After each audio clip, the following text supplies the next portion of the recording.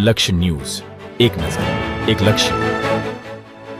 સુરેન્દ્રનગરના યુવાનનું ઘર ચકલીઓ માટે ઘર બન્યું છે, ત્યારે ચકલીને બચાવવા જો આપણે અત્યારથી પ્રયત્ન નહીં કરીએ તો આવનારી પેઢી કદાચ ચકલીની વાર્તા પુસ્તકમાં જ રહી જશે. તેમણે આ કાર્યમાં એક ચકલી ઘરથી શરૂઆત કરી. અત્યારે 250થી વધુ ચકલીઓનો પરિવાર તેમના ઘરે વસવાટ કરે છે.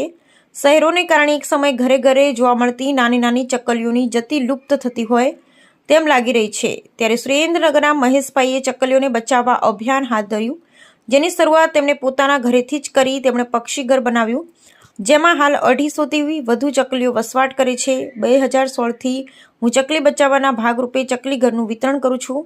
સૌપ્રથમ તો પહેલાં મને ચકલી વિશે માહિતી આપનાર વ્યક્તિ અમદાવાદમાં રહેતા જગતભાઈ કિનખવાબવાલા, કે જેઓ સ્પેરોમેન તરીકે પણ ઓળખાય છે.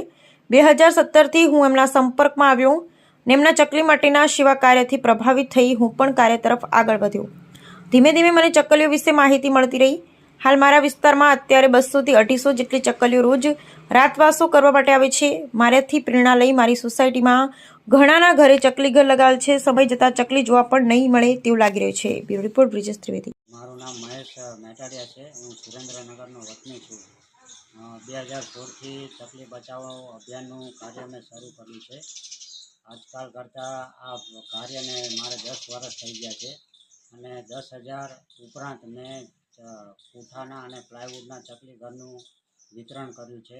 બહાર ગામ પણ કુરિયર દ્વારા હું મોકલી આપું છું. ચકલી બચાવો અભિયાનની પ્રેરણા મને અમદાવાદમાં રહેતા શ્રી જગતભાઈ કિનખવાબવાલા, કે જેઓ સ્પેરોમેન તરીકે ઓળખાય છે, તેમના સંપર્કમાં આવવાથી મેં આ કાર્ય કર્યું છે. અત્યારે જે વિલુપ્ત થતી ચકલીઓ છે તેને બચાવવાના પ્રયત્નો જો આપણે અત્યારથી નહીં કરીએ તો એમની સંખ્યા ખૂબ ઘટે છે અને ઘટતી પણ જશે. તો આવનારી પેઢી એને ફક્ત પુસ્તકમાં જ જોશે અને આપણી આસપાસ જે ચકલીઓ ફરે છે એનો એક અનેરો આનંદ હોય છે. મારા જે મિત્રો છે એ પણ આ મારા કાર્યમાં સહભાગી બન્યા છે અને મારું આ કામ જોઈને